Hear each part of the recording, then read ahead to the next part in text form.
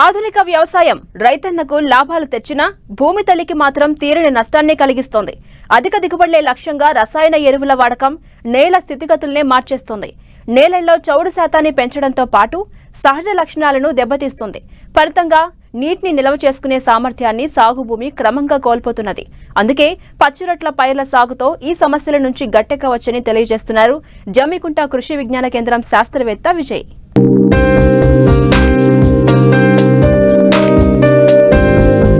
అధిక దిగుబడుల కోసం మితిమీరిన రసాయన ఎరువులు వాడటం వల్ల పసిడి పంటలు పండే భూములు సహజ శక్తిని కోల్పోతున్నాయి. సాగుకు యోగ్యం కాకుండా తయారవుతున్నాయి. ముఖ్యంగా భూమిలో స్వతహాగా లభ్యమయ్యే పోషకాల్లో అసమానతలు ఏర్పడి పంటలో సూక్ష్మ పోషకాల లోపాలు బయటపడుతున్నాయి. ఫలితంగా భారీ పెట్టుబడులు పెట్టిన రైతులు తగిన దిగుబడి లేక నష్టపోవాల్సి వస్తోంది. ఇలాంటి పరిస్థితుల్లో నేలలను పునరుజ్జీవింపజేయడానికి సేంద్రియ ఎరువులను వాడాల్సిన అవసరముంది.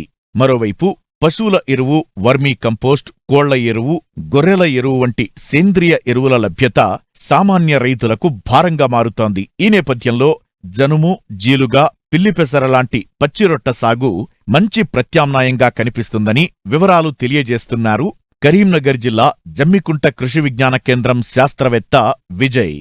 ప్రస్తుతం కనుక చూసుకున్నట్లయితే రైతులు వానాకాలంలో పంటలు సాగు చేసుకోవడానికి సిద్ధమవుతున్నారు.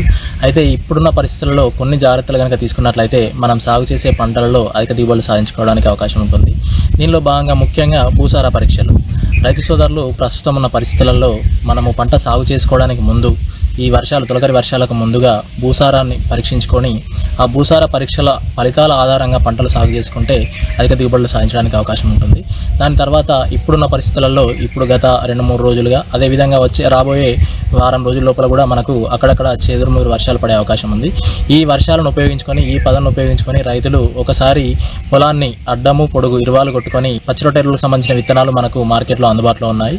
ఈ విత్తనాలు తీసుకొని కనుక మనము పచ్చిరొట్టెరువులను సాగు చేసుకుంటే మనకు భూమి యొక్క సారం పెరిగి మనకు పంట దిగుబడులు రావడానికి అవకాశం ఉంటుంది. దీనిలో భాగంగా ముఖ్యంగా ప్రస్తుతం ఉన్న పరిస్థితులలో మనము విచక్షణ రహితంగా రసాయనిక ఎరువులు వాడడం వల్ల నేల సారం తగ్గిపోతుంది. నేల సారం తగ్గుతున్న పరిస్థితులలో మనము సహజంగా సేంద్రియ ఎరువులతో పాటు ఈ పచ్చిరొట్టె ఎరువులను కూడా సాగు చేసుకున్నట్లయితే నేల యొక్క భౌతిక లక్షణాలు మెరుగుపడి మనకు నేల సారవంతం అనేది పెరగడం వల్ల దిగుబడులు ఎక్కువ రావడానికి అవకాశం ఉంటుంది. పచ్చిరొట్టె ఎరువులకు సంబంధించి కనుక చూసుకున్నట్లయితే సాధారణంగా మనకు ఇప్పుడు మార్కెట్లో ఎక్కువగా జనుము, జీలుగా విత్తనాలు, ఇల్లి పెసర, అదేవిధంగా పెసర విత్తనాలు అందుబాటులో ఉన్నాయి. దీనిలో ముఖ్యంగా వరి సాగు చేసే ప్రాంతాల్లో కనుక జనుము, జీలుగా విత్తనాలను సాగు చేసుకోవడానికి అవకాశం ఉంది.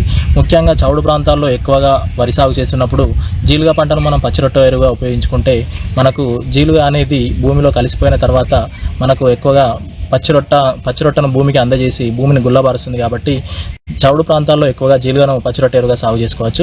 సాధారణంగా జీలుగా పంటను సాగు చేసుకోవాలనుకుంటే మనకు ఎకరానికి 10 నుంచి 12 కిలోల విత్తనం సరిపోతుంది. ఈ మనము విత్తుకున్న తర్వాత ఒక 40 నుంచి 50 రోజుల మధ్యలో పూత దశలో కనుక కలిదునుకున్నట్లయితే ఎకరానికి ఒక 8 నుంచి 9 టన్నుల పచ్చిరొట్ట అనేది లభిస్తుంది. అదేవిధంగా 1 టన్ను జీలుగా పచ్చిరొట్టలో కనుక చూసుకున్నట్లయితే మనకు ఒక 8 నుంచి 9 కిలోల నత్రజని ఎరువు అనేది నత్రజని పోషకం ఉండడం వల్ల అది మన భూమి తీసుకొని దాని నుంచి మొక్క వినియోగించుకోవడానికి అవకాశం ఉంటుంది. అదేవిధంగా తేలిక భూముల్లో, ఎర్రచెలక భూముల్లో అన్ని పంటలు సాగు చేసుకునే ప్రాంతాల్లో మనం జనుమును కూడా పచ్చిరొట్ట పంటగా సాగు చేసుకోవచ్చు. జనుము అయితే మనకు ఎకరానికి 13 నుంచి 15 కిలోల విత్తనం సరిపోతుంది. ఎకరా జనుము కనుక చూసుకున్నట్లయితే దానికి మనకు 3 నుంచి 4 టన్నుల పచ్చిరొట్ట లభిస్తుంది. 1 టన్ను పచ్చిరొట్టలో కనుక జనుము పచ్చిరొట్టలో కనుక చూసుకున్నట్లయితే ఒక 3 నుంచి 4 కిలోల నత్రజని పోషకం అనేది ఉంటుంది. ఈ జనుము కానీ జీలుగా కానీ మనము వేసి 40 నుంచి 45 రోజుల మధ్యలో కనుక కలియదునుకున్నట్లయితే, పూత దశలో కలియదునుకున్నట్లయితే అది మొత్తం మనకు పూర్తిగా కుళ్ళిపోయి నేల యొక్క భౌతిక లక్షణాలు మెరుగుపడి నేల యొక్క సారవంతత అనేది పెరగడానికి అవకాశం ఉంటుంది. వీటితో పాటు ప్రస్తుతం ఉన్న పరిస్థితులలో రైతు సోదరులు పెసర పంటను కూడా పచ్చిరొట్టె ఎరువుగా సాగు చేసుకోవడానికి అవకాశం ఉంది. మనకు వరంగల్ వారు విడుదల చేసినటువంటి WGG42 యాదాద్రి అనే పెసర రకము 58 నుంచి 62 రోజుల పంటకాలం కలిగి ఉంటుంది. ఈ పంటను కనుక మనము విత్తుకున్నట్లయితే పంట మార్పిడిగా ఉపయోగపడుతుంది. అదేవిధంగా మనము 2 నెలల తర్వాత పంటను హార్వెస్ట్ చేసుకోవడానికి కూడా అవకాశం ఉంటుంది.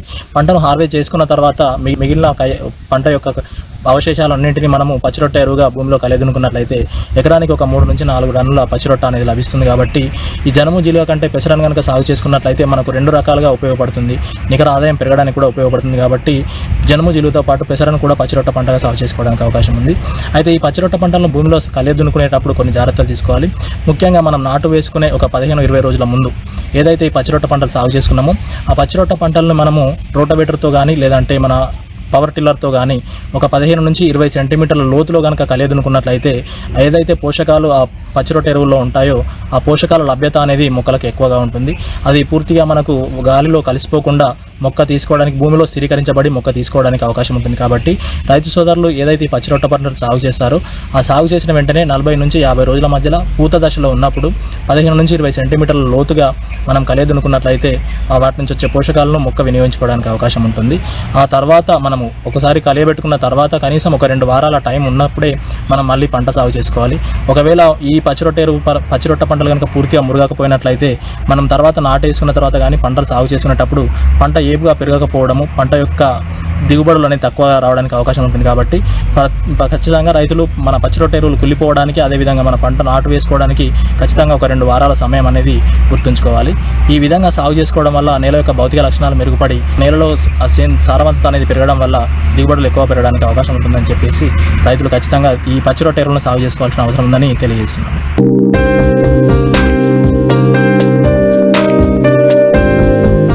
మూడేళ్లుగా పత్తి పంటకు గులాబీ రంగు పురుగు ప్రమాదకరంగా మారింది. పత్తిలో బీటీ రకాల రాకతో కాయతొలుచు పురుగుల బెడద తప్పిందని ఊపిరి పీల్చుకుంటున్న రైతులకు ప్రస్తుతం ఈ పురుగు వణుకు పుట్టిస్తోంది. పంట దిగుబడిని, నాణ్యతను తీవ్రంగా దెబ్బతీస్తోంది. ప్రస్తుతం ఖరీఫ్లో పత్తిని సాగు చేసే రైతులు ఈ పురుగు ఉధృతిని పట్ల అప్రమత్తంగా ఉండాలి. అయితే ఈ పురుగు ఉధృతిని గమనించినట్లయితే మొదట్లోనే తేలికపాటి యాజమాన్య చర్యలు చేపడితే నివారించవచ్చంటున్నారు శ్రీకాకుళం జిల్లా ఏరువాక కేంద్రం శాస్త్రవేత్త చిట్టిబాబు.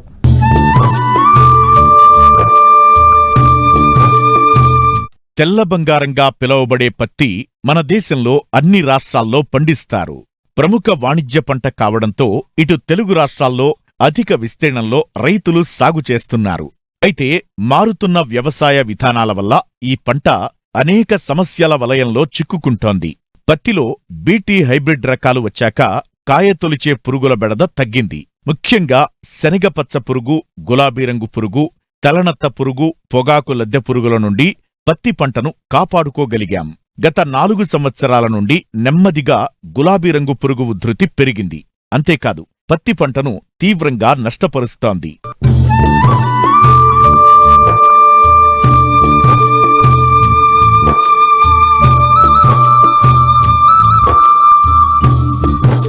గులాబీ రంగు పురుగు వలన జరిగే నష్టం పైకి కనబడదు. కాయలు పగిలినప్పుడు వెంటనే చిన్న లార్వాలు మొగ్గలపై లేదా కాయలపైన కంటికి కనిపించని సన్నని రంధ్రాలు చేసి లోపలికి ప్రవేశించి తమ జీవితకాలం మొత్తం కాయలలోనే గడుపుతాయి.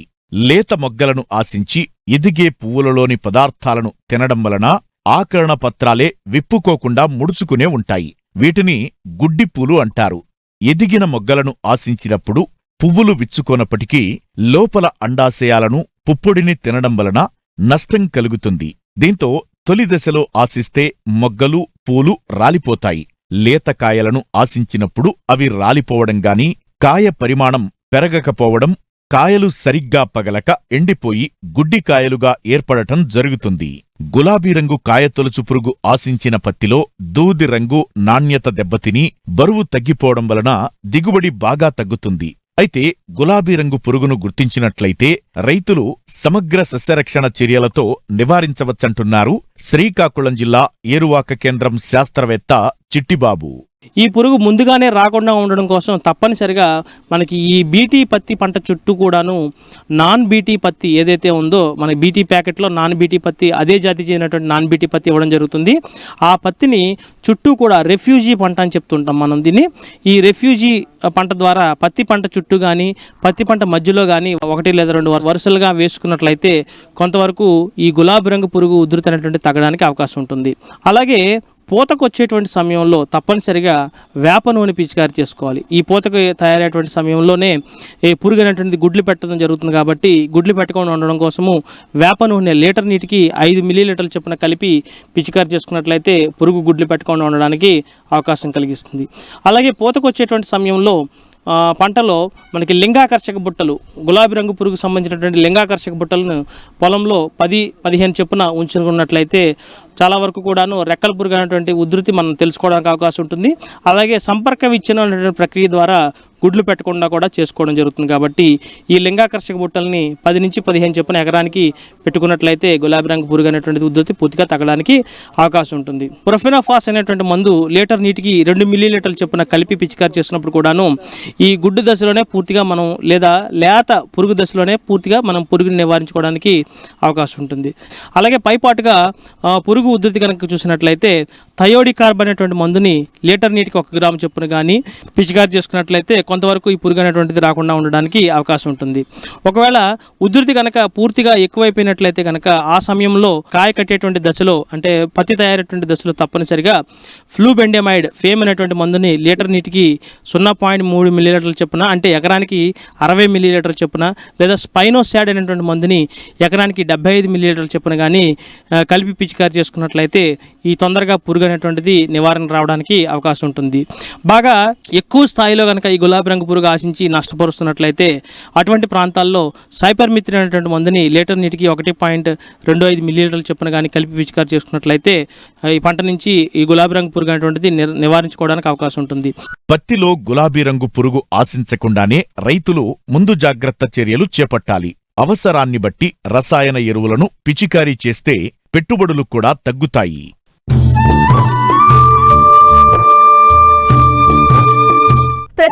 అడపాదడపా వర్షాలు కురుస్తూనే ఉన్నాయి. అయితే అధిక వర్షాలు పడితే కోళ్లు తీవ్ర ఒత్తిడికి గురయ్యే ప్రమాదం ఉంది. అంతేకాదు తాగునీరు కూడా కలుషితమవుతుంది. దీంతో కోళ్లు చనిపోయే ప్రమాదం ఉంది. కాబట్టి గ్రామీణ ప్రాంతంలో కోళ్ల పెంపకం చేపట్టే రైతులు, వాణిజ్య సర్వేలో చేపట్టేవారు సరైన యాజమాన్య పద్ధతులు పాటిస్తే ఉత్పాదకతను గణనీయంగా పెంచొచ్చంటున్నారు PV Narasimharao veterinary college assistant professor doctor Hanumantharao.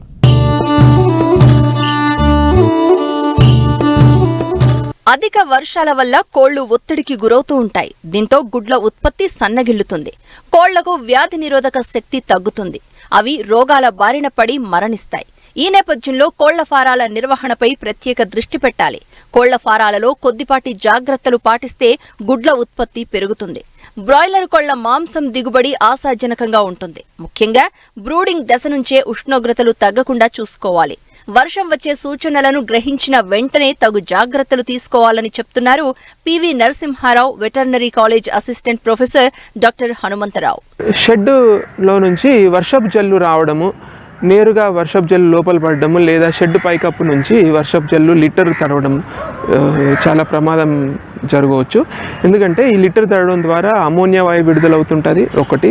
రెండవది లిటర్ తడిచినప్పుడు కాక్సిడియోసిస్ అనే పరాన్నజీవి వల్ల కోళ్లలో విరోచనాలు ఎక్కువగా సంభవిస్తుంటాయి. సో లిటర్ తడవకుండా తగు చర్యలు తీసుకోవాలి. షెడ్లో సైడ్కి పట్టలు కట్టడం కానీ లేకపోతే పైకప్పు నుంచి లీక్ అయ్యే ఛాన్సెస్ ఉంటే దాన్ని మరమ్మతు చేయడం కానీ ఖచ్చితంగా తూచా తప్పకుండా రోజువారీ చర్యల్లో రోజువారీ యాజమాన్య పద్ధతుల్లో ఇది ఒకటి ఖచ్చితంగా చేసినట్టు మనం చూడాలి. మూడవది కరెంటు పోయినప్పుడు ఎస్పెషల్లీ క్వేల్ పక్షుల పెంపకంలో చూసినట్టయితే ఒకేసారి ఒక్కదాని మీద ఒకటి గుమ్మిగూడి చనిపోతూ ఉంటాయి. ఇది నివారించడానికి కొంచెం స్థల విస్తీర్ణం ఎక్కువ ఇవ్వడం ద్వారా మనము వీటిని నివారించవచ్చు. వర్షాకాలంలో దానాల ముడి పదార్థంలో మనము తేమ ఎక్కువగా ఉండడం ద్వారా అఫ్లాటాక్సిన్ అనే శిలీంధ్రము ద్వారా దాని విషము టాక్సిన్స్ విడుదలవుతుంటాయి. కోళ్ళకి ఇచ్చినట్టయితే వాటికి అఫ్లోటాక్సికోసిస్ అనే విషయం ద్వారా చనిపోతూ ఉంటాయి. రైతు సోదరులు ముడి పదార్థాలు కొనే సమయంలో మంచి నాణ్యమైన క్వాలిటీ కొనాలి. కోళ్ల దానా, అందుకు అవసరమైన ముడి సరుకులు వర్షాలకు ముందే ఫారం వద్ద నిల్వ చేసుకోవాలి. అంతేకాదు దాణా చెడిపోకుండా జాగ్రత్తలు చేపట్టాలి. మరోవైపు షెడ్కు వెంటిలేషన్ ఉండే విధంగా చూసుకోవాలి. ఇటు రోగ నిరోధక శక్తిని పెంచేందుకు సకాలంలో టీకాలు వేయించాలి.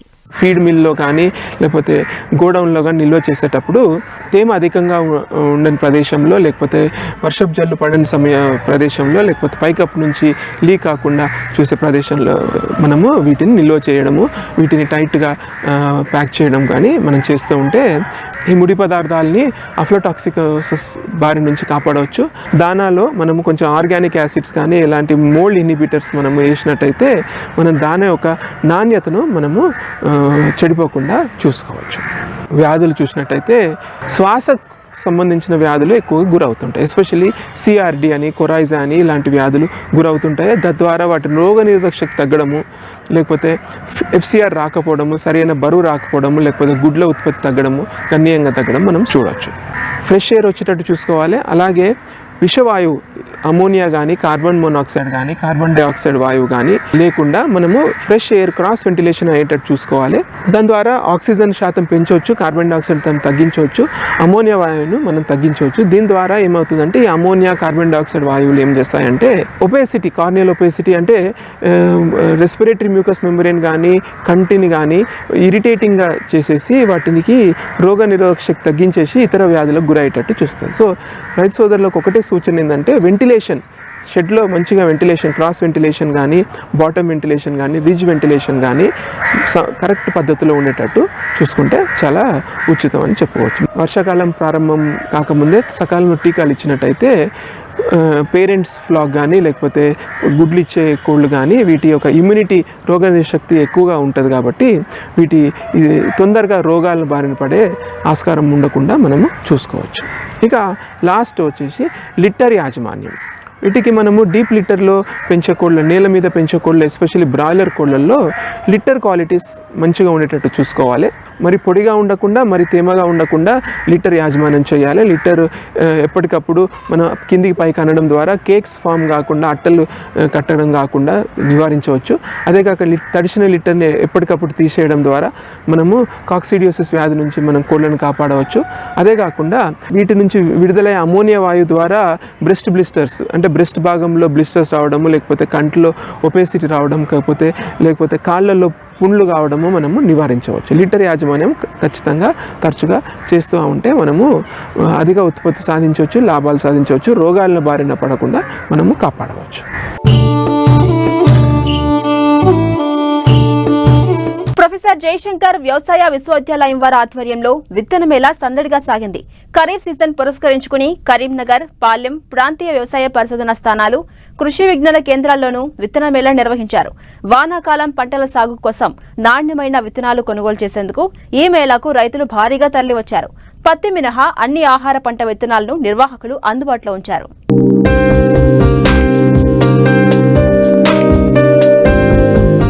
రైతులకు నాణ్యమైన విత్తనాలను అందించాలనే ఉద్దేశంతో ప్రొఫెసర్ జయశంకర్ తెలంగాణ రాష్ట్ర వ్యవసాయ విశ్వవిద్యాలయం వారు ప్రతి ఏడాది రాష్ట్ర వ్యాప్తంగా ఉన్న వ్యవసాయ పరిశోధనా స్థానాలు, కృషి విజ్ఞాన కేంద్రాల్లో విత్తన మేళా నిర్వహించడం జరుగుతుంది. ఇందులో భాగంగానే కరీంనగర్ వ్యవసాయ పరిశోధనా స్థానం, పాలెం వ్యవసాయ పరిశోధనా స్థానాల్లో ఈ నెల 24న విత్తన మేళా, విత్తన ప్రదర్శన నిర్వహించారు. ఇందులో పలు రకాల పంటల హైబ్రిడ్ విత్తనాలను రైతులకు అందుబాటులో ఉంచారు.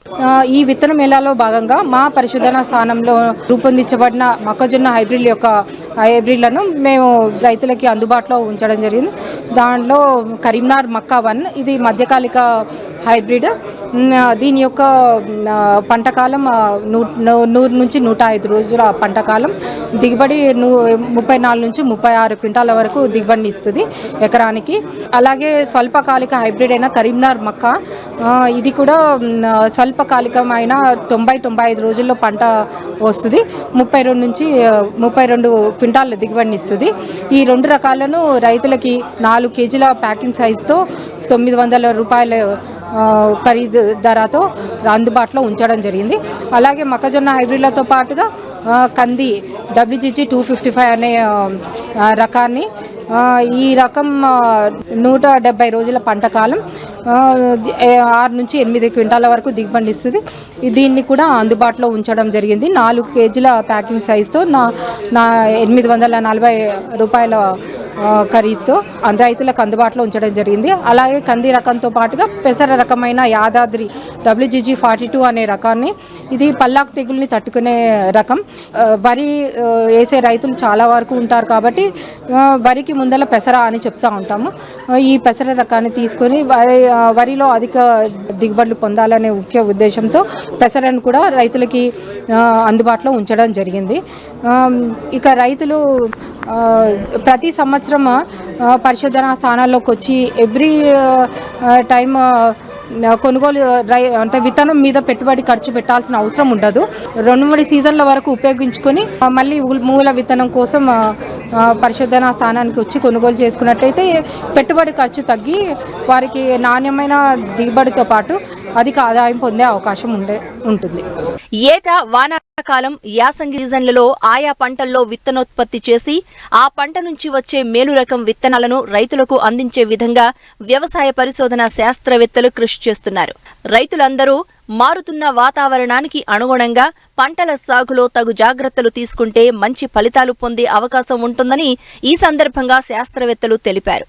అలాగే వ్యవసాయ శాఖ అందుబాటులో ఉంచిన సబ్సిడీ పచ్చిరొట్ట విత్తనాలను వరి సాగుకు ముందు సాగు చేసుకోవాలని సూచించారు. ఈ రోజు ఈ ప్రాంతీయ వ్యవసాయ పరిశోధనా స్థానం పాలెంలో ఏర్పాటు చేసిన విత్తన మేళకు సుమారుగా 1200కు పైగా రైతు సోదరులు రావడం అనేది చాలా గర్వకారణం. ఇప్పటివరకు ఎన్నో ప్రోగ్రాం చేసినా కూడా ఇంత పెద్ద ఎత్తున రైతు సోదరులు రావడం అనేది మాకు చాలా సంతోషంగా ఉన్నది. అయితే రైతు సోదరులు చెప్పిన మాటల ప్రకారము మాకు మంచి విత్తనం కావాలి, మంచి విత్తనం కోసం ఎక్కడికైనా వెళ్తాము, ఎంత వ్యయ ప్రయాసాల కోసం ఏమైనా వెళ్తామనే అంశం అనేది మాకు చాలా ఆనందాన్ని ఇచ్చింది. ఎందుకంటే ఎంతో దూరం నుంచి సొంత ఖర్చులతోటి ఇంత దూరం వచ్చి ఒక మంచి విత్తనం గురించి తెలుసుకోవాలన్న తపన అనేది మనం అభినందించాలి రైతు సోదరులను.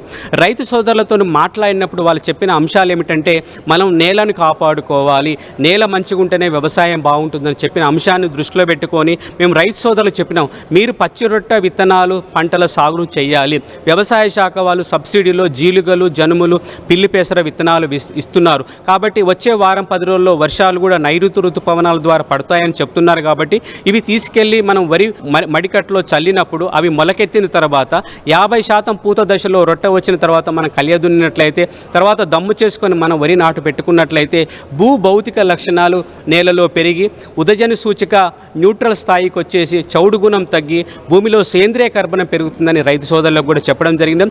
దీనితో పాటు పంట మార్పిడి విధానం కూడా రైతు సోదరులు చేసుకోవాలి. ఒకటే నేలలో వరి, ఒకటే నేలలో పత్తి సాగు చేసుకున్నట్లయితే చీడపీడల ఉధృతి బాగా పెరుగుతుంది, భూసారం తగ్గుతుందన్న అంశాన్ని కూడా చెప్పడం జరిగింది. ఈరోజు రైతులకు ప్రత్యక్షంగా వివిధ పంటల్లో చీడపీడల యాజమాన్యం గురించి తగ్గించాలంటే విత్తన శుద్ధిని గురించి వాళ్ళకు ప్రత్యక్షంగా డిమాన్స్ట్రేషన్ ద్వారా చూపెట్టడం జరిగింది. దీనితో పాటు మన వ్యవసాయ శాఖ ద్వారా, కృషి విజ్ఞాన కేంద్రాల ద్వారా, ఏరువాక కేంద్రాల ద్వారా గత 3 సంవత్సరాల నుంచి తెలంగాణ రాష్ట్రంలో తేలికపాటి నేలల్లో ఈ అధిక సాంద్రత పద్ధతిలో పత్తి సాగు విధానం పరిచయం చేయడం జరిగింది. కాబట్టి రైతు సోదరులు కూడా తేలికపాటి నేలల్లో ఈ విధంగా పత్తి సాగు చేసి ఎకరానికి 10 నుంచి 12 క్వింటాల దిగుబడి సాధిస్తున్నారు. కాబట్టి దీన్ని మనం యంత్రాల ద్వారా పత్తిలో విత్తనం వేయడం ద్వారా వ్యవసాయంలో కూలీల కొరతను అధిగమించవచ్చు అనేది కూడా ప్రత్యక్షంగా ఈ అధిక సాంద్రత పద్ధతి విధానం గురించి కూడా రైతులకు చూపెట్టడం జరిగింది. ఇదే కాకుండా ప్రాంతీయ వ్యవసాయ పరిశోధనా స్థానంలో రైతులకు అందుబాటులో వరి విత్తనాలు, కందులు, పెసళ్ళు, మినుములు, వాటితో పాటు జొన్నలు, సజ్జలు, రాగులు ఇలాంటి ఆముదాల విత్తనాలు కూడా అందుబాటులో ఉంచడం జరిగింది. రైతు సోదరులు కూడా పెద్ద ఎత్తున కూడా ఈ అన్ని మంచి రకాల విత్తనాలను కొనుగోలుకు సిద్ధంగా ఉన్నదని కూడా మనం ఈరోజు గమనిస్తున్నాము. ఈ విత్తన మేళ అనేది చాలా ముఖ్యమైన అంశం. ప్రొఫెసర్ జయశంకర్ తెలంగాణ రాష్ట్ర వ్యవసాయ విశ్వవిద్యాలయానికి రాష్ట్రంలో ఉన్న రైతు సోదరులకు వీలైనంత వరకు ఎక్కువ మొత్తంలో నాణ్యమైన విత్తనాన్ని అందించాలని ఒకే ఒక్క ముఖ్య ఉద్దేశంతో ప్రతి సంవత్సరం మే 24వ తారీఖు విత్తన మేళ కార్యక్రమం ఏర్పాటు చేసుకోవడం జరిగింది. దీని ద్వారా రైతులకు మంచి విత్తనం పోయినట్లయితే మంచి దిగుబడులు వస్తాయి, రైతులు కూడా ఆర్థికంగా అభివృద్ధి చెందుతారు, వాటితో పాటు రాష్ట్రం కూడా అభివృద్ధి చెందుతుందనేది ఈ విత్తన మేళ యొక్క ముఖ్య ఉద్దేశం అని మనం అందరం భావించాలి. వర్షాకాలం సమీపిస్తూ ఉండడంతో రైతులు విత్తనాల సేకరణలో నిమగ్నమయ్యారు. అధిక దిగుబడుల కోసం మేలైన వంగడాలు సేకరించేందుకు సమాయత్తమవుతున్నారు. ఇలాంటి సమయంలో అగ్రికల్చర్ యూనివర్సిటీ అనుబంధ పరిశోధన స్థానాలు నిర్వహించిన విత్తన మేళాకు రైతులు భారీ సంఖ్యలో హాజరయ్యారు. ఫౌండేషన్ బ్రీడ్ కావడం, విత్తనాల నాణ్యత దృష్ట్యా రైతులు వాటిని దక్కించుకునేందుకు తీవ్రంగా పోటీపడ్డారు. శాస్త్రజ్ఞులు చెప్పిన విధి విధానాలు, వాళ్ళు చెప్పిన పద్ధతులు అన్నీ బాగానే ఉన్నాయి. కాకపోతే ఏంటంటే వీళ్ళు ఇక్కడ ఇచ్చే విత్తనాలు ఒకరిద్దరు రైతులు వచ్చి తీసుకుపోగలుగుతారు, గ్రామానికి అయితే చేరుకోలేవు. మెయిన్ ఏవోలు, మండల్ ఆఫీసర్స్, అగ్రికల్చర్ ఆఫీసర్లు ప్రతి గ్రామంలో ఈ సమ్మర్ క్యాంపులు పెట్టి ప్రతి పంట మార్పిడికి పంటలను సూచించి వాళ్ళకి ఈరోజు ఈ పంట వేసినాం, సన్నధాన్యం వేసినాం, తర్వాత వేరే పంట వేయాలని రైతుకు అవగాహన సదస్సులు పెట్టి వాళ్ళని ముందుకు తీసుకుపోతుంటే బాగుంటుంది. అయితే ఇక్కడ ఏంటంటే ఈ విత్తన మేళాల కొరకు మాకు ఇన్ఫర్మేషన్ వచ్చినట్ల మేము దీని కొరకు వచ్చినాము. ఇక్కడ ఏంటంటే మనకు అందుబాటులో మొక్కజొన్న విత్తనాలు, పెసర కానీ, నువ్వులు కానీ, ప్యాడీ కానీ ఇక్కడ కాకపోతే ఏంటంటే ఇవి 1-2 సంచులు ఇస్తారు కాబట్టి కొంచెం దీని క్వాంటిటీ కూడా పెంచితే బాగుంటుంది అని అనిపించింది. కాకపోతే ఇక్కడ సీడ్ తీసుకుంటే ఏంటంటే ఇక్కడ మన సైంటిస్టులు ఉంటారు, దీని వాళ్ళ పర్యవేక్షణ ఉంటుంది.